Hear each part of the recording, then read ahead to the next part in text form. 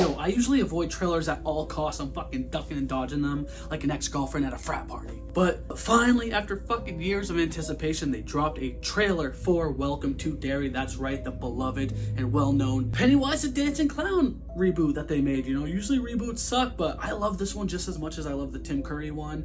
Bill Skarsgård, transcendent actor, and today we're going to be checking out this trailer once and for all, and we're going to talk about it a little bit. Let's do this. All right, how locked in are we? Let's check out the trailer, yo. Do it. Should I put on the headphones perchance? I feel like a kid in a candy shop, and I ain't talking MGK. Oh, we gotta get some candy, yeah. Smoke with fucking Billy and Mandy sometimes. Whatever the fuck they say. I forgot I had this fully charged vape, dude. Haven't even barely used it. Oh, it's not fully charged. So I'm pretty sure that Andy Muschietti's back, the dude that made the original 2 movies. He made Mama, one of my favorite horror movies of all time. Bill Skarsgård back, so it's gonna be the same team and vibe, I'm pretty sure. And I'm under the impression that this is gonna talk about the history and lore of Derry. Supposedly this one's like, I don't know, the 1950s or something, 1960s or 50s. And then if the series does well, they're gonna keep spanning back all the way to even like the late 1800s, which is fucking sick, because anything involving Pennywise, the eater of worlds, is such a fascinating concept. And though Stephen King covered it pretty extensively in the book, it's always been shrouded in mystery. So I'm really enthralled. HBO original, baby. Let's do it. Why does HBO love Stephen King shit? I love winter atmosphere. You poor thing. Get in before you catch your death of cold. Before you catch your death from cold?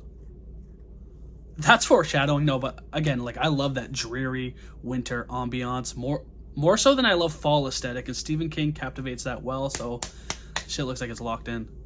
Now you just tell us where home is, and we'll get you back to your parents safe and sound, okay? They're giving me. Anywhere but Derry. It's 1962. Great My year. family and I just moved to town. Oh!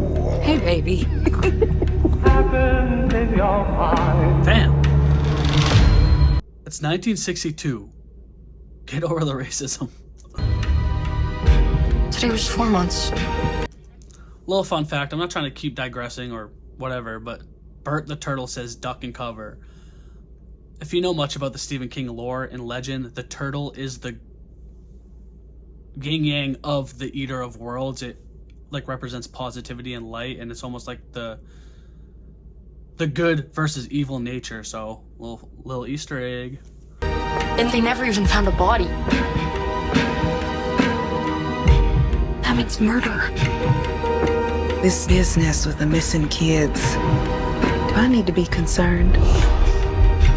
The Never a bikes. bad idea to keep the people you love close. It is from the director. Okay. No adult's ever gonna believe what we saw.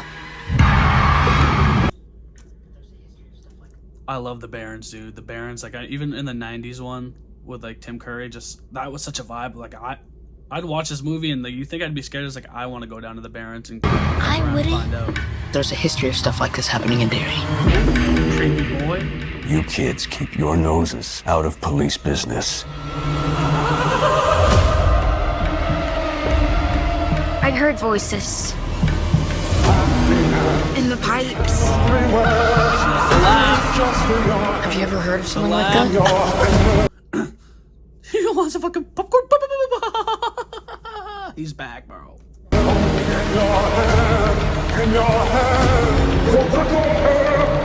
Cole Sprouse.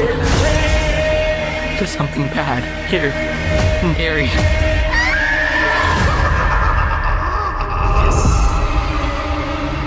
Pennywise. This fall. That's how you make a motherfucking teaser, dude. It's coming back in fall too. Oh, maybe y'all ain't gonna be able to tell me shit in October. But head ass, yes, they could have showed a little bit more creepy stuff in my humble opinion. It could have been a little bit more suggestive, a little bit, but at least it wasn't the whole fucking season, like episodes 1 through 10, all in this one trailer. Look. It looked pretty good. They pretty much told you, yo, it's in the 60s, yo, Bill Skarsgård is back, yo, the original team is back. Have no fear, and that is marketing itself. Like, we on the come up. I really hope there's some crazy shit in here. Comment down below what you want to see in this. I really hope to see more origin lore of how Pennywise became to be specifically the clown himself, because we do see that little snippet in It Chapter 2 where he's like putting on the makeup. There is that whole, you know, story that his name is Bob Gray, whatever. We'll get more into that. If you guys want a deep dive history origin of Pennywise, let me know, but this looks interesting. I want to know, because this isn't the first time he came to town, and I want to know what these kids knew about beforehand, and I just feel like all around it's going to be fucking sick. Yeah, let's do this. But alright guys, thank you so much for watching. Please subscribe, give me a thumber, hit that ding-a-ling button for us, and you telling you, hey, it's me, I'm here, and I'm going to say it one time for the one time and 2 times for the O's. Give me a hell yeah for horror. We'll get you back to your parents safe and sound, okay? Anywhere but Derry. Today we're going to be talking about the new Final Destination movie. That's right, the new entry in the franchise that traumatized a generation. You know it fucked with you. You know when you were a little kid, you were on the back of the bus planning, "My bitch tastes like candy, yeah, smoke with Billy and Mandy sometimes."